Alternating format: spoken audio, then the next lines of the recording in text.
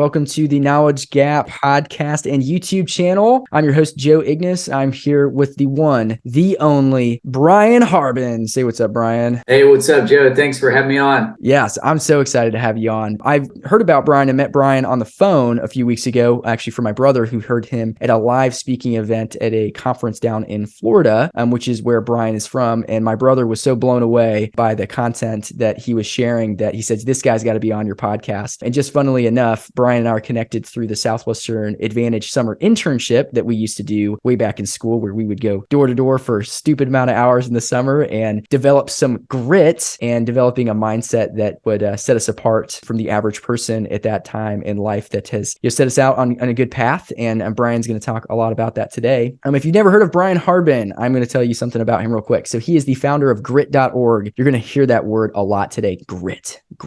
Because if you want to maximize your college experience, you've got to develop grit while you're in school, developing a strong mental mindset, mental toughness so that you can overcome things. Because the biggest limiting factor to your success in life is going to be your own mindset. So Brian is determined to spend the second half of his professional career dedicated to teaching life and success principles to current and future generations in order to help them become more mentally, physically, and emotionally resilient for whatever life puts in his or her path. So the first half of his professional career was birthed while Brian was in college as a freshman at the University of Georgia. Oh man, that's a tough time because a lot of my audience is Tennessee. So you can say go Bulldogs if you want. I'll allow it because they did win. Hey, I love the SEC, so I appreciate Tennessee as well. Okay, we'll take it. That was good. That people will then click on this. So he went to UGA. He ran his own business selling educational books door to door. Spent over 10,000 hours in face-to-face sales. Finished the number one salesperson out of over 2,600 his final year. He simultaneously built a multi-million-dollar sales organization of 64 college students and became one of the top 10 recruiters in the history of the 140-year-old internship. So basically, he's got some grit. He graduated college debt-free and with over six figures saved in his bank, traveled to over 17 countries, and honeymooned in New Zealand. That is like the one place I really want to go. That's really awesome. With his wife for 6 months of their marriage. So literally took 6 months off because of how he maximized his college experience. He went on to spend the next 14 years building an insurance brokerage firm from scratch with 20 plus agents that still generates 8 figures in total premium each year after amassing over 40,000 hours of face-to-face sales and reaching over $1 million in personal sales in 5 different industries, including real estate, advertising sales. He pivoted his skills to brokering domain names, where he closed the 14th largest domain sale of all time with ice.com. And his firm is currently regarded as one of the top 3 domain brokerages in the world, gritbrokerage.com. He has coached over 30 seasons of flag football and basketball in the JV and is the JV tennis coach of one of the premier college preparatory schools in the nation. Brian has also been married to his wife, Jennifer, for 15 years and has 3 boys that are 14, 10, and 6, and they reside in Jacksonville, Florida. So, oh my gosh, Brian, we are blessed to have you. You are way overqualified for this, and we love it that you're here. So I feel like in college is where, a lot of people kind of figure out what they want to do and a lot of people don't, and we're all about helping students maximize their college experience. So I'm just really curious, what was the moment that you started on the success path? What was the epiphany that maybe happened in your life that, helped you open all these doors? Because obviously you've been tremendously successful. Well, I think, for me, when I was a freshman at University of Georgia, I was paying my own way through school. So I had scholarships that took care of all the tuition and books and everything. But, any living expenses and any extracurricular fraternity stuff, that was all on me. So I got a job. My girlfriend's mom worked at the UJ library. So she got me a job restocking books for $3 an hour, and which I was super excited about because I got to listen to my Walkman while I was working. But obviously at $3 an hour, wasn't really going to be enough to be able to do the things that I wanted to do. So I get a random phone call. I filled out a survey in class, get a random phone call where I could make $5,000 to $6,000 for the summer. And at this point, this was about 2 weeks before school got out. I had planned on going to a week-long honors program type deal during the summer. I was going to a FCA golf camp for 2 weeks, and it was going to be a shorter summer because we were going from quarters to semesters. So it was really only going to be an 8-week summer anyways. Yeah. But I'm sitting there in the lobby with this guy, and as soon as he told me about everything,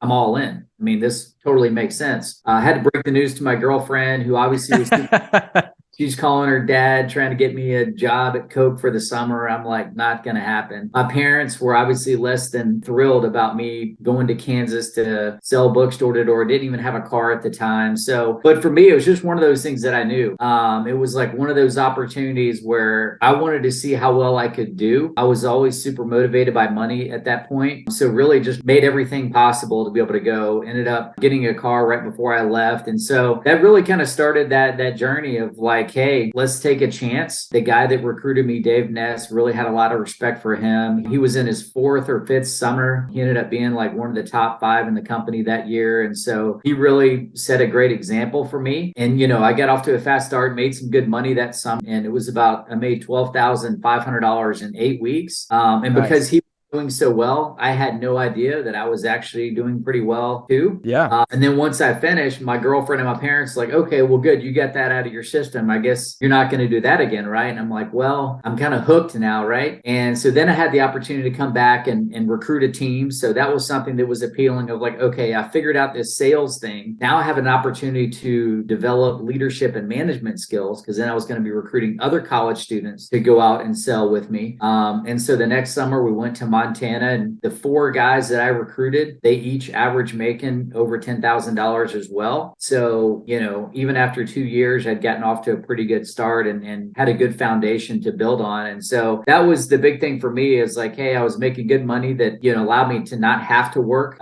during college, and I could actually go and enjoy my life, was super involved in fraternity and extracurricular activities. And so not having to work during college and really fully embrace that experience. Now, the catch was I had to sacrifice every single summer, right? And I think that was the biggest advice I have for college students. And I was really, really convinced on this when I was recruiting people to go sell books is that, for me, here I was going to a large 30 to 40,000 person public school. And when I go to graduate, I'm going to be lumped in with an even larger pool of people. I was an average to, maybe above average student. So really the only time I had a chance to set myself apart from everybody else was the 3 months during the summer, right? Because if everybody's going to school 9 months out of the year, the only chance you really had a chance to separate yourself in terms of experience, skills, and everything else was going to be what you did during the summer. And when I saw college kids that were going, oh, I'm just going to take a class, you're wasting so much valuable time because now you're going to have to get some goofy kind of part-time college job in a college town, and you're only going to get 3 hours of credit versus really going out, going to a new state, getting new experience. And that was the other thing I was convicted on is like, you don't have many opportunities in life to really, really take a chance on yourself, because once you get married and have kids and have a mortgage and everything else, it's a lot harder to take chances at that point versus being 18, 19 years old. A lot of people do kind of have that safety net of like, okay, let's say you take a chance on yourself and you don't do well. It's not like you're going to all of a sudden be on the streets the following month or two, right? Or it's not like your wife is going to leave you or whatever. Like you're just a single college student typically at that point. So take a chance on yourself at that time. That's the reason why, for me, I wanted to make a lot of money so I could also do some traveling. That was something that was really important to me. And, me and my buddy, we backpacked through Europe for 8 or 9 weeks, one of the summers after I graduated. So, and, you mentioned my wife and I going to New Zealand. So those were just opportunities. And I can even say now in my 40s, it's a lot harder to travel. I miss a lot being gone for a week, much less being gone for 2 to 3 months. Like right now with 3 young kids, it's hard to do that. So take advantage of those opportunities while you're young, and college is such a great time for that. Yeah, no, that's great. I love hearing about it. I think the incredible New Zealand 6 month is like, what percentage of people take 6 months when they get married to just go be married and spend time with their spouse? That's like, wow, that's like maximizing college, right? You are literally making it to where once you graduated, you can kind of do whatever you want for a little bit, and you're kind of setting the stage for your future.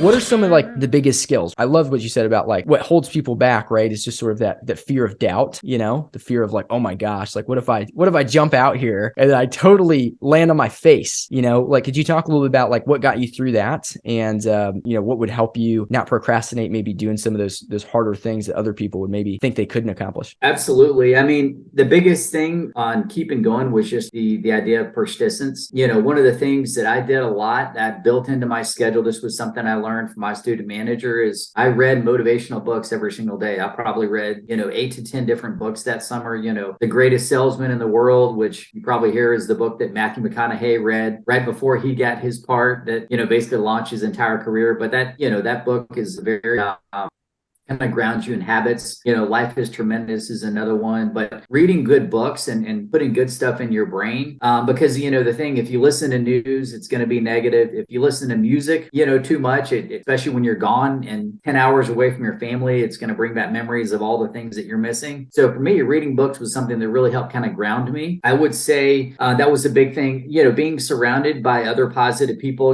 Dave Ness, my roommate, was just phenomenal in terms of just that accountability and knowing that, hey, he was out there working just as hard as I was. And so surrounding yourself with good people. And then one of the other things too, and just one of the mantras when we sold books was like, hey, the solution to every problem lies behind the next door. And so that mentality of just focusing on the very next thing. And, even now when I'm coaching my kids, when we play flag football or basketball, our only focus is the very next play. Whether something good happens or bad happens, our only focus is the very next play. And so I think in life, that's one of those things that, so many times we start to snowball our thoughts and we're like, well, if I don't make a sale here, then I'm going to have a bad day. And if I have a bad day, I'm going to have a bad week. And if I have a bad week, I'm going to have a bad summer. If I have a bad summer, my girlfriend's going to break up with me, or I'm not going to. All of a sudden we go down this hole and next thing you know, we're broke and we're 50 years old. But sometimes we just have to snap ourselves out of it and say, no, you know what? I'm just going to go to the very next house and give it my best shot. The other thing is just positive self-talk, in terms of just, again, our brain is constantly thinking. And if we're not giving it something to think about, then it's going to fill with things of insecurity and doubt. So we have to be proactive about what we tell ourselves. So, again, just having little positive phrases that to keep going. So I would say that was something that was very helpful to keep going. But in terms of skill sets you were asking about, I'm just super convinced, especially now, fast forward, 17 years removed from selling books, is that being good at sales really puts you in position to do whatever it is you want to do, and it's really the easiest industry to get into. A lot of people typically don't start sales until after college, because usually that's the job that's the most abundant. It's the way to make more money than what you can get from a salary job. So the sooner you can start sales, the better. But even to have a foundation of being good at sales is going to help you with whatever comes next. So a buddy of mine, for example, he's got a law degree from University of Georgia. Now he's a professor, and he actually teaches a class at University of Georgia where it takes law school students and teaches them how to start and run a business from scratch. Because you think about, once you have a law degree, and let's say you go work for a big firm and, they're working you 80 hours a week, to become partner. Well, there comes a point where maybe you don't want to work 80 hours a week anymore. So you decide to start your own practice. Well, now that you're an attorney, now you're actually a self-employed business owner that has to start a business from scratch. So that's what his class does, is it teaches you to, how to brand yourself, what type of office to look for, how to hire people. Because essentially, even though you're an attorney, you're actually a self-employed business owner now. Right. And you think about doctors, the same thing applies. If, a lot of them have their own practice. So, whether you're an accountant, usually the best route, if you want more independence and you don't want to work for a big four and have to travel and not have control over your destiny, then, opening your own accounting firm. But now you're a self-employed business owner. And really, for self-employed people, the way that they generate money is through sales, meeting clients, meeting people, the ability to not be afraid of talking to someone that you don't know and establishing a conversation. How do you do that? Right. So those are the fundamentals of sales that you learn about: establishing rapport, asking about them, asking a lot of questions, finding a need, and then being able to fill that need with whatever the product or service you offer is. So having the skill set and the knowledge to be able to do that, and the confidence of not being afraid of people telling you no. Right. And you only get comfortable doing that, being told no enough times. And you're like, hey, don't take it personally. It's not you. It's just go to the next person. Right. It's not a good fit for them. So I think learning that the sales skills is just huge for whatever you want to do in life. Yeah, absolutely. I totally agree with that. And I think there's a misconception on sales, right? Some people are like, oh, sales are blah, blah, blah, bad or something and pushy or whatever. I think the biggest thing to understand about really good sales is that it's just a transference of feeling. If you're an attorney and someone's coming in with a problem, what you're doing is you're helping them fill their problem. And good people who understand sales will learn quickly how to adapt their practice to fulfill a problem. If you can fulfill a problem, I mean, your business will grow. And that's really what sales is doing. You're just trying to figure out what product, what need is it that I'm trying to fulfill, and how can I fulfill that? And good business owners, if they can't help, they tell you, hey man, that's not me. Here's a person that you should go talk to about that thing, right? So I think sales isn't about, getting money. It's about solving people's problems. And when you get in that problem solving mindset, I mean, people want to hire you. People want to figure out, ways to work with you, because that's actually the number one thing that employers look for, I believe in 2021, was problem solving skills, essentially sales skills, right? Of how to solve someone's problem. And I think that's like the biggest lacking thing for a young person is like, how do I solve a problem or whatever? Because we're just taught to, in school, just go to class and get a good grade, but GPA doesn't really matter that much once you've, graduated. And did anyone ever ask you what your GPA is after you were like 23, 24? Not really, no. And then really most people don't even care where you went to college at this point, supported for the first few years out of college, but after a while, it's more about, people don't really care where you went to college as much, in my world at least. But yeah, I think that's a cool thing. So tell us a little bit. Okay, so you went through this college experience. It really set you up well. You had 6 figures upon graduation, no debt, which is an accomplishment. Most people have god awful amount of debt when they graduate school, right? So walk us through. So when you graduated school and how many summers did you do? It was like 6 or 10 or something? It was 8 summers. So I did, 5. I extended one fall college football season. Nice. Went to Europe after that, came back, sold books, and then I was full time, for 3 years afterwards. That's when I met my wife, Jen. She also sold books for 6 summers. So cool. Summers total. Yeah. Went to New Zealand, got married. And then we wanted to live somewhere in the Southeast, either, Jacksonville, Savannah, or Charleston. And we picked Jacksonville. And so, yeah, I mean, really at that point, I think, and kind of to your point earlier about why sales is because I think a lot of people in the real world either don't like sales or they know how hard it is. So people that are good at it, it is one of those things that people can respect it because like, hey, it's not an easy thing to do. So being good at something that most people either don't like or don't want to do is going to give you an advantage. And so for me, I wanted to kind of continue that opportunity. For me, sales was like, hey, I could dictate my schedule. I can work as hard as I want, make as much as I want. But then being able to parlay sales skills into leadership and management and really building something is what I wanted to do. Mm-hmm. Kind of done with Southwestern in terms of building a sales organization. So really I was looking at financial planning and, medical device sales was pretty big at that time. And I looked at a lot of different industries like, like career placement, planning, like headhunter type thing. But I didn't really want to be sitting there at a desk. At that point in my life, I wanted to be out and about. And so really I took, that to insurance and really just had the opportunity to kind of start building an organization in the Southeast. I had a lot of people I'd worked with that had sold books that I knew would want to, that I'd be able to recruit to come and work with me. And so just started selling insurance and built up an organization doing that and really just applied a lot of the same skills from selling books to selling insurance. I mean, the biggest difference though is that books are kind of more of a tangible product and insurance is kind of more of an intangible product. You're really buying kind of more of a peace of mind versus something that actually physically use. You can't really use like hey, I've got insurance coverage with a piece of paper, but it's really more about the peace of mind. So really being able to develop that skill was good because now I'd gone from learning to sell a tangible product to now an intangible product, which really rounded out kind of my sales ability. And then also having to recruit a different type of person instead of recruiting a college student. Most of the people I was recruiting were out of college. They were a lot of times even older than me, recruiting and managing people that were older than me kind of helped, my experience as a leader and manager as well. Absolutely.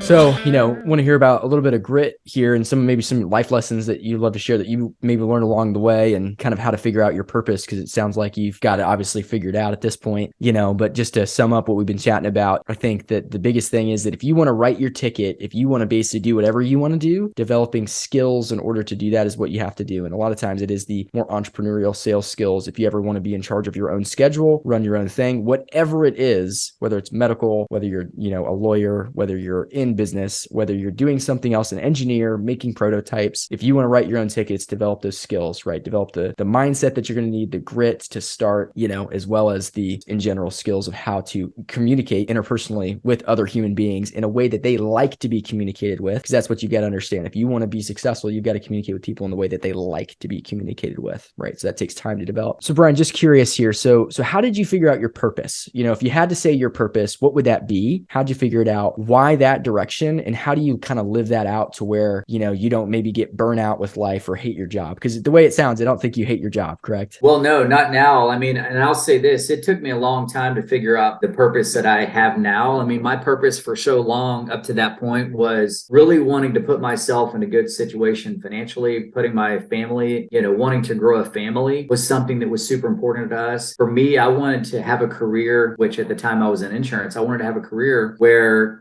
I could make good money to support our family, our growing family, have a job that could support my wife, having the option to be a stay-at-home mom, which, is what she chose to do.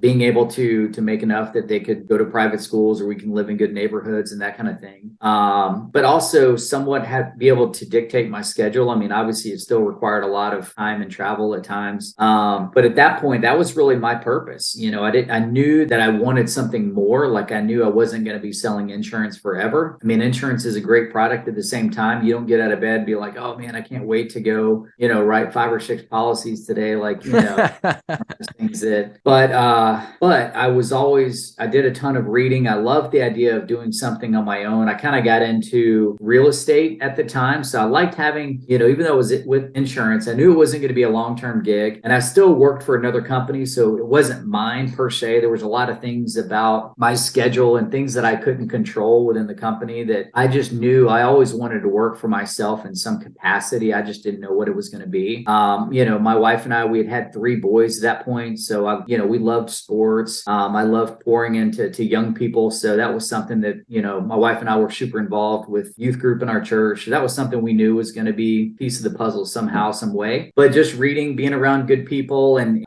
continuing to, really grind at insurance and do as well as I could. And then, the real estate thing was something that was fun and exciting because, I did have complete autonomy, being able to find the house that I wanted to buy, find the tenants. So I would buy a house, fix it up, and then rent it out. So to have like an additional income stream.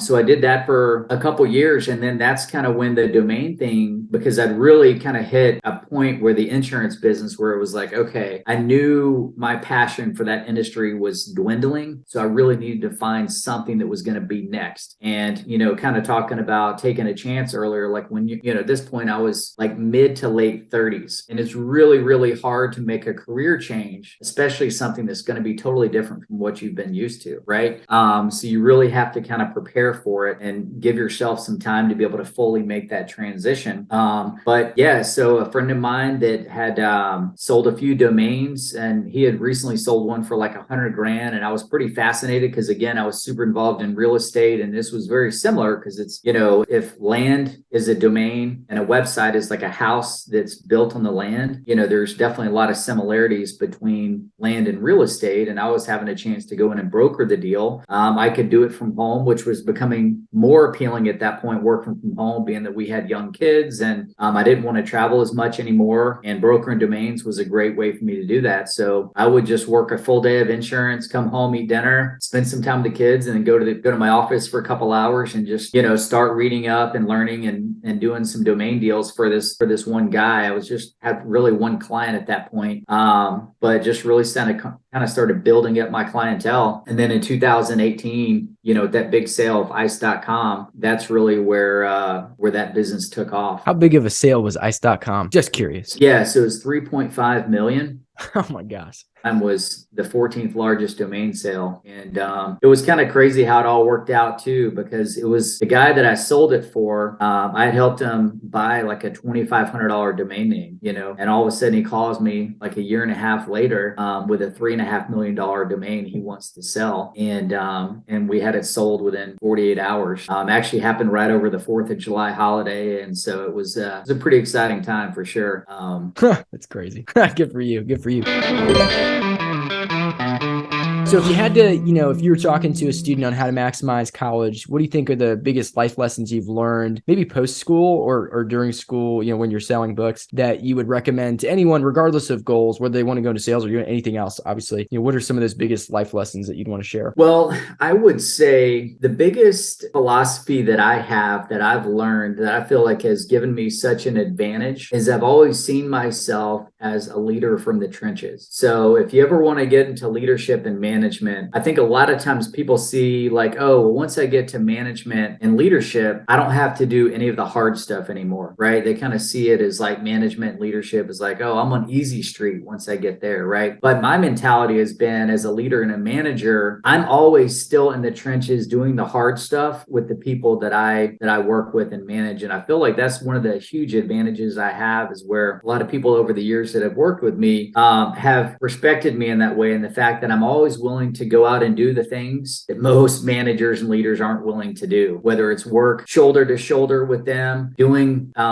sales, or going out into the field. And, even my granddad, who back in the 60s, 70s, and 80s, started and grew, a pie baking company, which is now like a $500 million company owned by Schwann's. He sold it back in the 80s. But one of the things as the CEO that he always did was like even getting out on the factory floor and going to have personal relationships with everybody that's working on the assembly line. And instead of sitting back there behind the mahogany desk, right, he's out there on the floor talking with people, seeing what's working, what's not, building relationship with those people. And so I think that's such a huge, important thing because a lot of times people see that management leadership is like, oh, well, now I don't have to do the hard stuff anymore. So I'd say for me, that's something that it's easy to get caught up in that. And it's hard to continue to do the hard things. But that's something that I think has really, really helped me. I would say keep going, persistence, so many people end up, I saw it a lot with selling books and insurance, is that where a lot of times people, when they get that first really, really tough thing that happens, they tend to want to quit. And really to get good at something, you have to put in time, the 10,000 hours and typically in most careers, it takes about 18 months in order to really kind of find your groove in an industry. And a lot of people end up quitting before that 18 months is there. And, it just reflects in your resume, right? If you move from company to company every 2 years, then, that says a lot to employers. So I think just continue to keep going and persist. And again, ways to do that are being surrounded by good people, having good mentors that have been there for a while that help you get where they've been,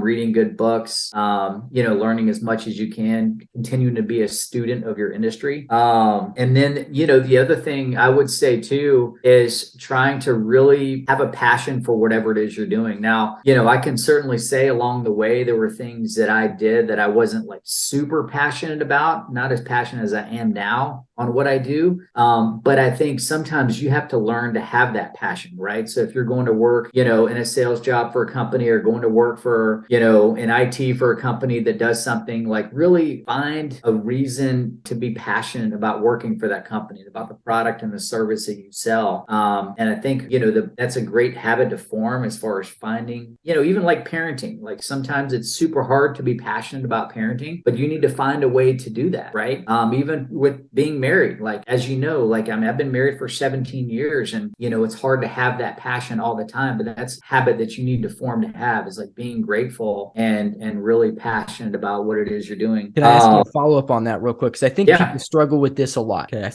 seen tons of people struggle with this. This is a really good point. And how would you describe a process, right, to be grateful, content with what you have? Because there's a big trend in like Gen Zers where, for example, they feel really bad about how much money they make because they see everyone else making a lot of money on these different social media apps, for example. Like, how do you focus on contentment?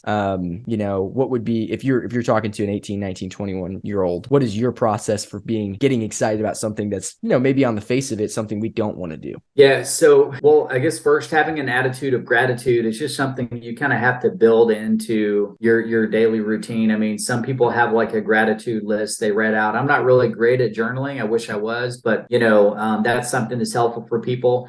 For me, each day I kind of build into my day, like, I'll go walk the dog for like 2 miles and then I'll sit kind of in the backyard. I've got this Adirondack chair while the dog's, back there and it's dark. And so for me, just kind of having that quiet time alone, just being able to unplug, I think just having a little, they always say being outside and walking in nature really. And for me, that works, of just being able to kind of step back from all the busyness and craziness that you're involved in and really being able to appreciate what you're doing. I think really limiting screen time and the types of things that you watch can certainly help with that. I mean, for the most part, a lot of social media is designed to create anxiety in people in order to get them to buy a product or watch a video or something else. So really being able to set up healthy guardrails where like, okay, obviously if you enjoy it, then watch it. But at the same time, you need to set healthy boundaries there. So I'd say those be a couple things that can help as far as with gratitude.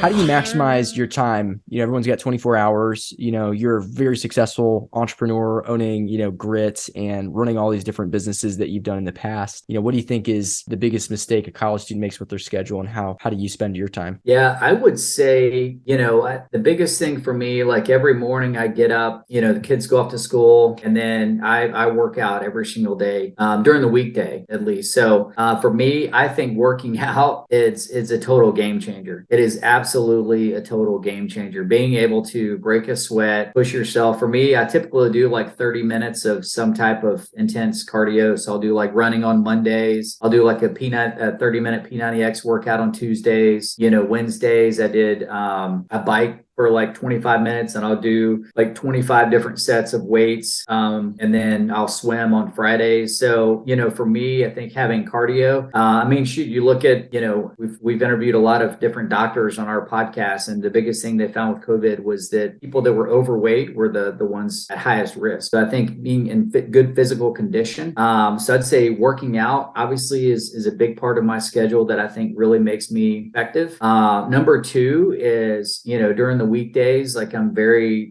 diligent about what I eat, like salads, fruits, vegetables, the amount I eat, I really watch. And then on the weekends can kind of do whatever I want. So if I, overindulge a little bit or, have a hamburger or whatever. So I kind of use the weekends to kind of do, what I want in terms of food and that kind of thing. But really during the week, just really try and watch that.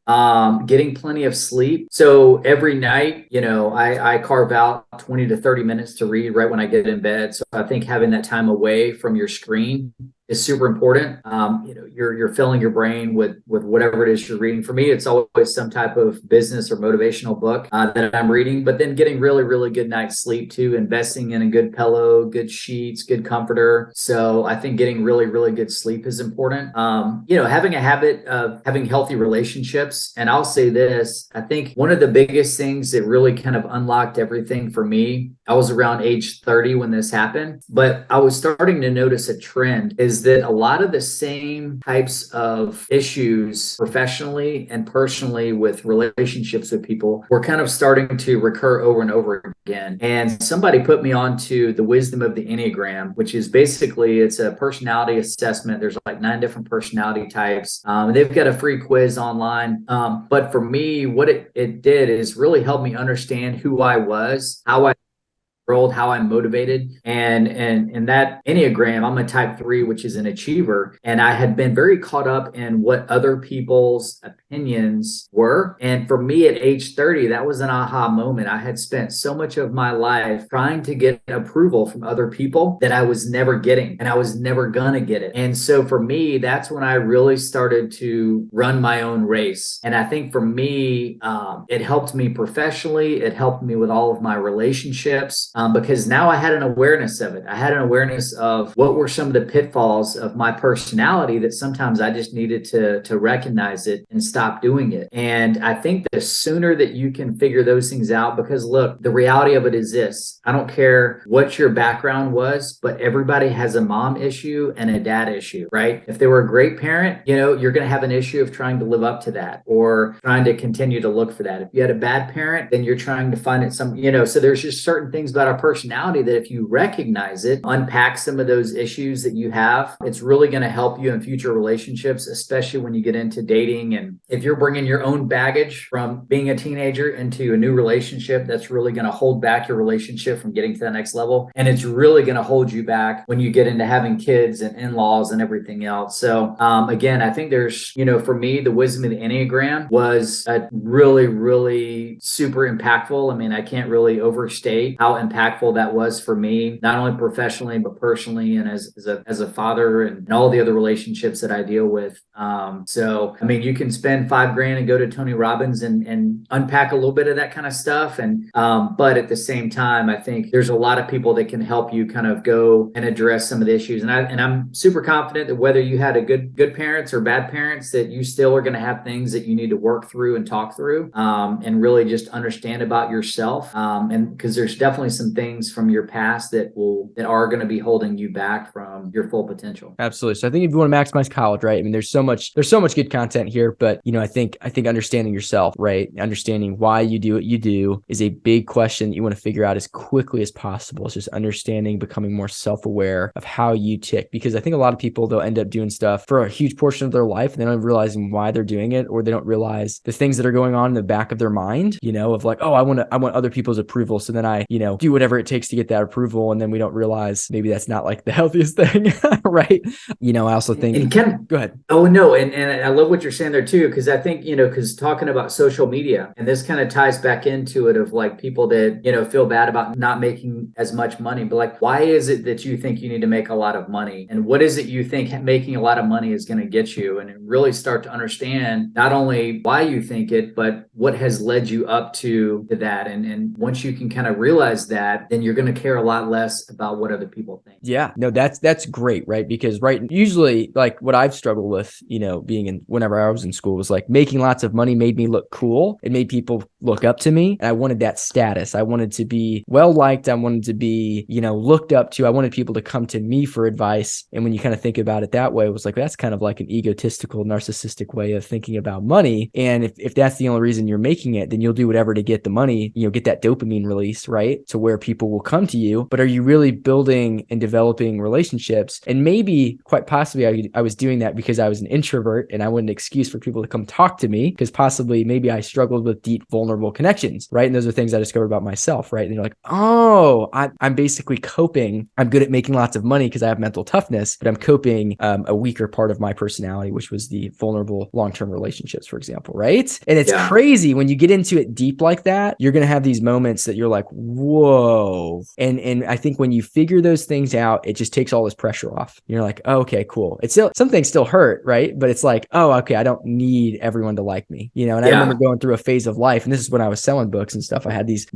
phases where I would say, what, this next 6 months, I'm literally just going to be unashamedly myself and not care what anyone thinks. And if they like me, great. If they want to be my friends, great. Those will be quality friends. And if they don't, they're probably not going to be quality friends that I need to be spending time with anyway. Yeah. Well, and Joe, kind of to your point earlier about people not knowing or really caring at a certain point where you went to college. So this might blow your mind, but it has been in the last 15 years, not one person has ever asked me how much money I made. Wow. About that. That's great. My son asked me, he's like 14. He had asked me like kind of a ballpark range, which I thought it would be, whatever. But think about that. In 15 years, nobody's even asked how much money I made. So again, it goes back to the fact that and you think about the reason, it's people don't really care. I hate to say it in a bad way, but people really don't care how much money you make. And then B, people don't really want to know how much money you make because kind of to your point, they either don't want to feel bad about it or whatever it may be. It doesn't even matter what the reason is, but that's the reality of it is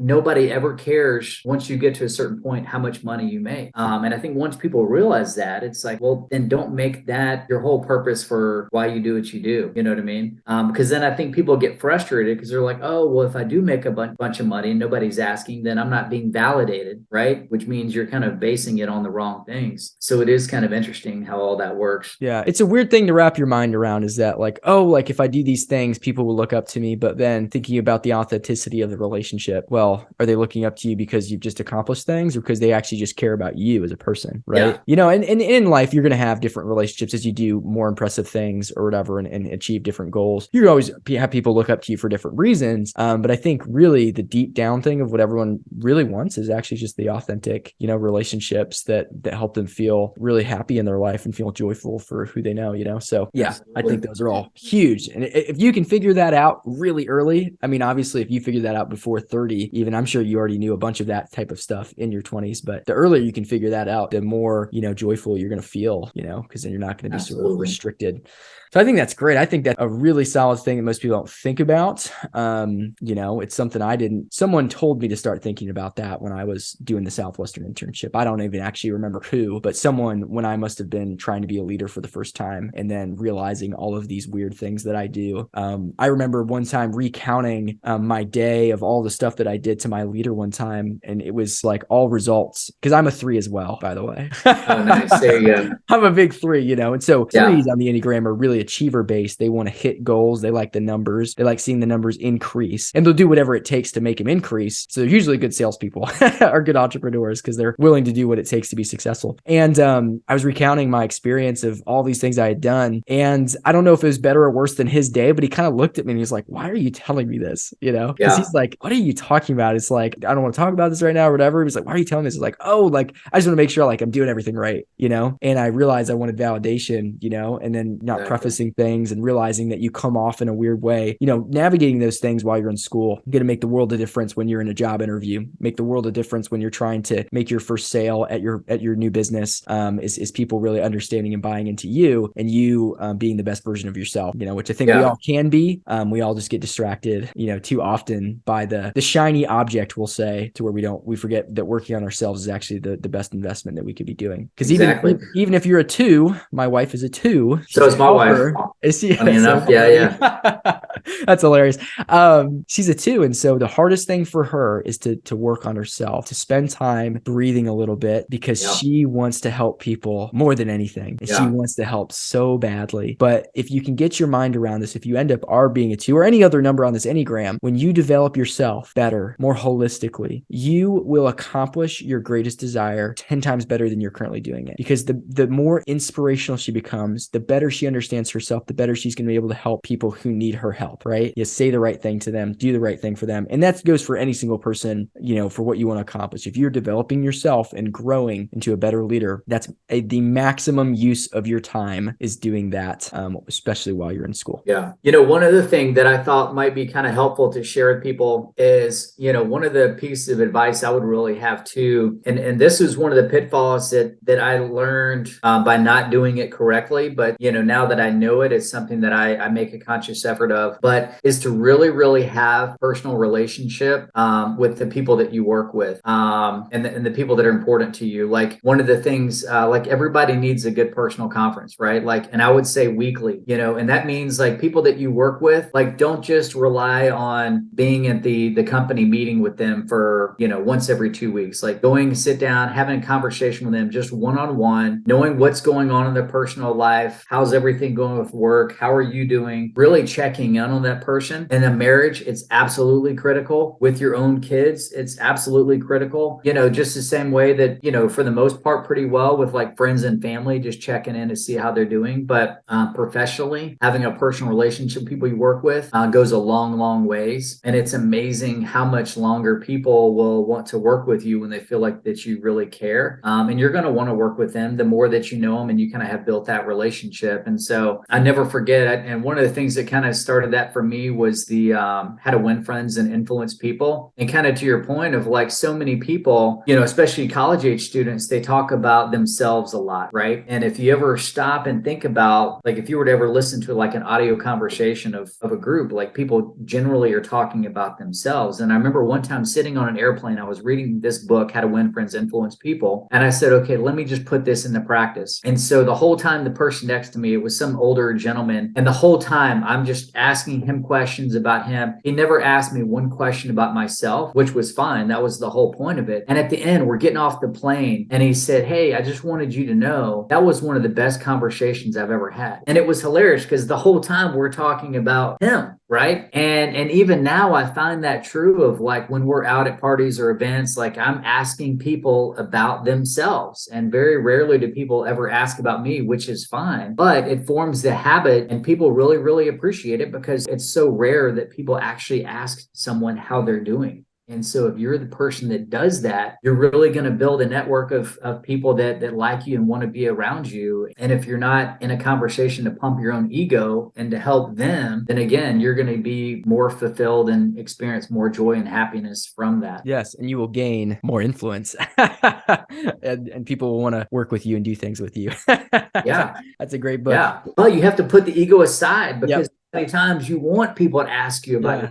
But then once you've done enough, you're like, you don't even notice it anymore that people don't even ask about you. I mean, even, it's funny. I have conversations with like my mom, she calls to check in on me and the whole time she talks about herself. Does that make sense? Like, it's common that people do that. They call to see how you're doing. Meanwhile, they really want to talk about themselves. So if you give them the space to do that, right, they generally will. Yeah, absolutely. That's awesome. It is funny how much people, I do the same thing. It's just something you learn from selling books that, most people I feel like don't learn. So that's a wonderful, wonderful habit. And by the way, if you don't learn this stuff, like culture's not going to be encouraging you to whatever you get out of school, most people go their whole lives without learning what we just talked about the How to Win Friends and Influence People, book where you allow people to talk. Most people don't learn who they are. If you ever heard of a midlife crisis, we'd like for you to avoid that. That happens when you realize you are someone you didn't think you were, because we all self-deceive in our minds of how great we are versus our flaws. And we try to, cover those up with everything. So I highly encourage you to, learn about yourself, to grow yourself, to do things that are hard, to build grit, in other words, right? So doing the hard things now will set you up for your future. I think, maximizing your college experience, a lot of it comes with really developing yourself in as many ways as you can and putting yourself out there, and talking to really cool people. And I would encourage people on here to, meet people like Brian, or find a network of people who, care about young people and try to learn from them too. So I think that'd be awesome. And Brian, I think we could talk for forever, but we are at like an hour. And this is college students. They may or may not listen to 2 hours because we're not Joe Rogan yet, but maybe one day.